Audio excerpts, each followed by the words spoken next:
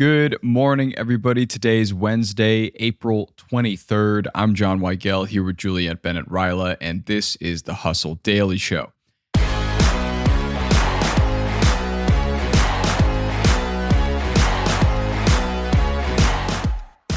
Gen Z is bringing back your favorite app of 2009, Tumblr. This resurrection seems pretty peculiar given that many members of Gen Z have never experienced Tumblr to feel nostalgia around it. So why are half the active Tumblr users Gen Zers, and why did they pick Tumblr? We'll chat about that in a bit, but first, let's give the news in business and tech.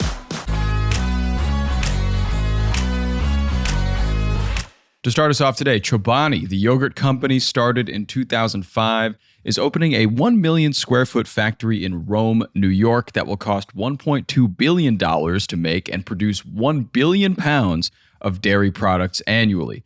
Filling a factory that size isn't that daunting, actually, for a company that claims to be one of the fastest growing in the U.S. Its 2024 sales were up 17% to $2.9 billion, and it controls a fifth of the country's yogurt market. That is so much yogurt. From there, we go to Walgreens. Walgreens is going to pay up to $350 million to the U.S. Department of Justice to settle allegations that the pharmacy illegally filled millions of opioid prescriptions over the span of a decade.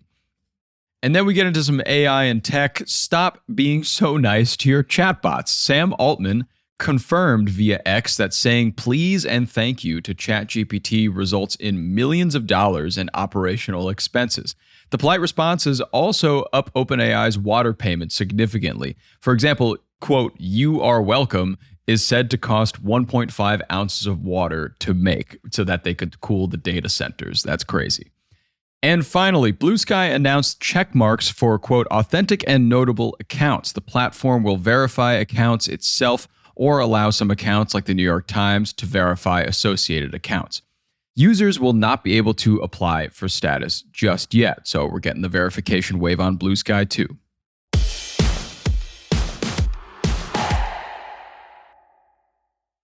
Okay, so on to our main story today. It looks like our favorite relic from 2009 to 2010 has been making quite a resurgence. Tumblr is back. So, Juliet, can we talk about how odd this is first, that Tumblr is back, and also who is bringing it back? Yes. What's odd to me about this is that every few years someone says Tumblr is back. It is the social media platform that simply will not die.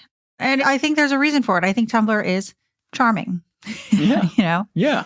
It doesn't have the ickiness that I think a lot of the larger platforms have. So it doesn't surprise me that people are nostalgic for Tumblr. Sure. In a way, I think people would also potentially be nostalgic for MySpace, but only in its original form where you could choose your top 8 friends and then add sparkles in a song. That's like, it's got that kind of nostalgia. Absolutely. Its purest form, yes. And then, what is more interesting is that the people who are most into Tumblr right now are not the millennials who grew up with it, but Gen Z actually is embracing Tumblr.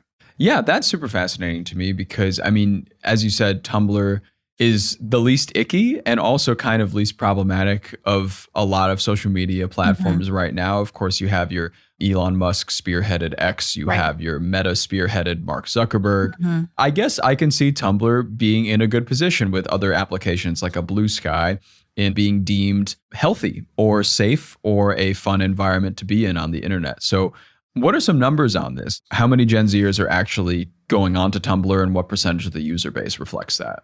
So the first time we talked about Tumblr having a comeback was in 2022, and the New Yorker sourced some numbers. And those numbers were that 48% of its users and 61% of new signups were Gen Z. Now, Business Insider got some new numbers just the other day, and the needle hasn't moved much. It's 50% of its users and 61% of new signups. So not a lot has changed in the 3 years, but it does sort of show a consistency among this generation embracing this platform. Yeah, it definitely does. And it definitely brings them into the limelight, whereas you would think millennials would be flocking back to this via nostalgia. Yeah. But Tumblr, it was founded in 2007 and it did quite well around that time, as I remember. Yeah, it was pretty much very popular until Yahoo took the nudes away, as far as I remember. What happened with Tumblr is Yahoo acquired it in 2013 for $1.1 billion. But, and we talk about this a lot on this platform, once you have to make money, things kind of go to shit. Yeah, for sure. And it's hard to monetize a platform like Tumblr. It was anti-ads. People could be anonymous, which, so what does Facebook do? How does Meta make money? Well, it sells you. It sells your data to advertisers. It knows everything about you. It knows how old you are, what you like, if you've got a dog or a cat, etc.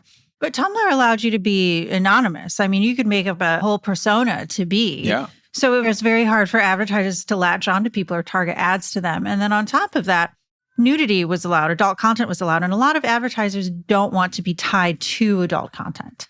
Right. And Tumblr did really well around that time because it was just kind of a Wild West comparatively to a lot of these other platforms that have kind of more strict regulations.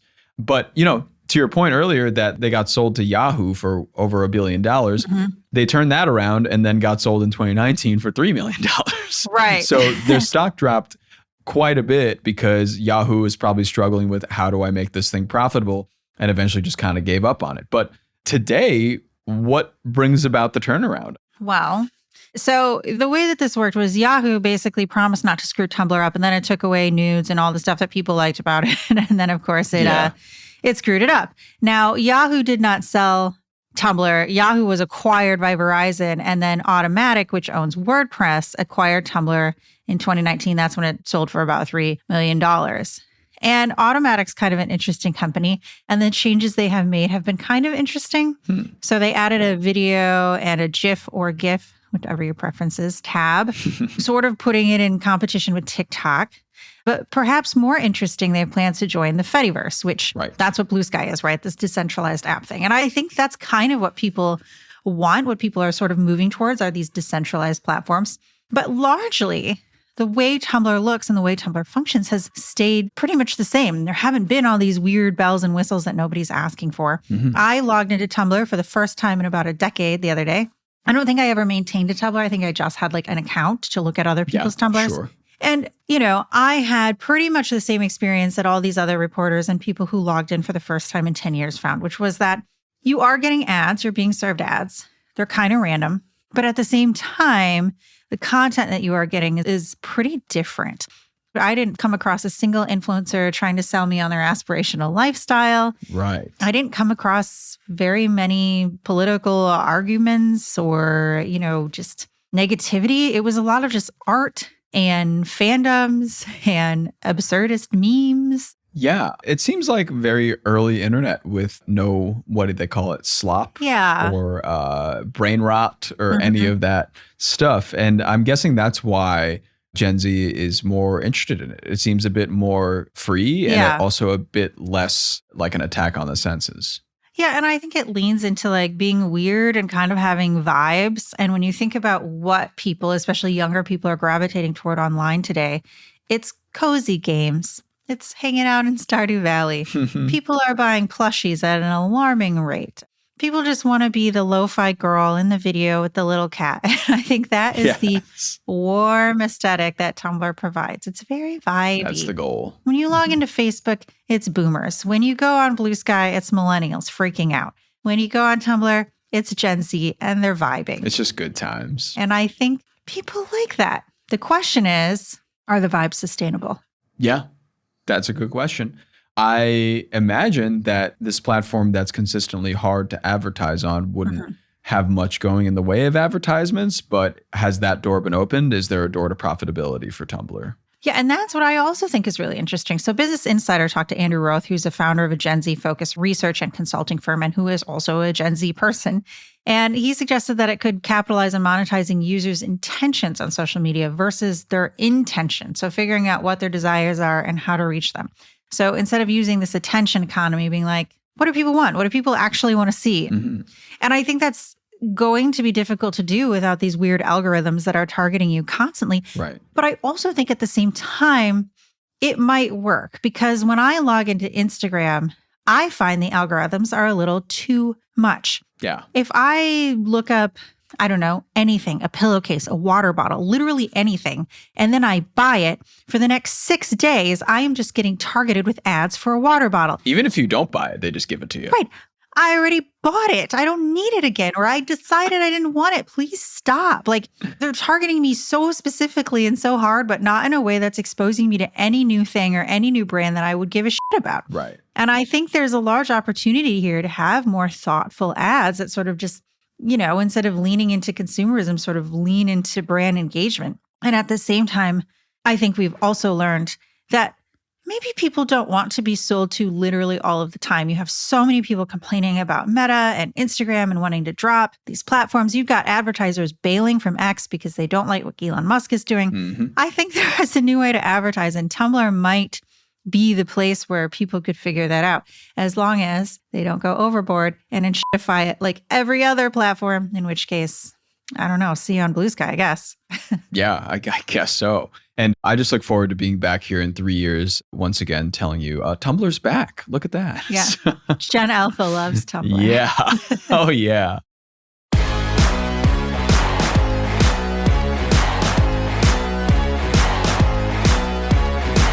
All right. And that's going to do it for us today. Thanks for tuning into the Hustle Daily Show. We're a proud part of HubSpot Media. Our editor today is Robert Hartwig. Our executive producer is Darren Clark. We've got a ton more tech and business coverage in our newsletter. Go sign up at thehustle.co/email and follow us on Instagram at thehustledaily. We will catch you later.